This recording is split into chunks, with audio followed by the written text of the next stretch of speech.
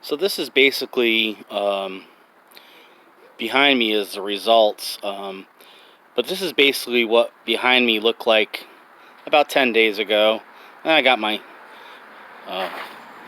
hose over here, which I've been using to water appropriately.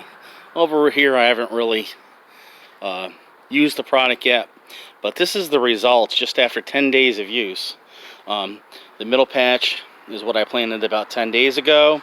I planted this patch about 3 days ago, and I planted this patch here to the right just yesterday, and I'm already starting to see seeds growing.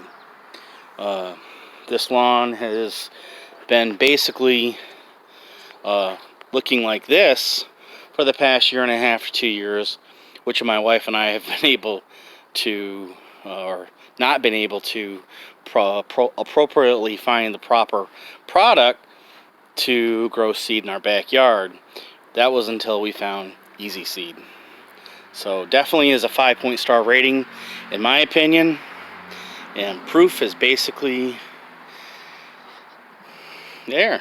So I'm hoping and I'm confident that the rest of my lawn will look like that by the end of summer.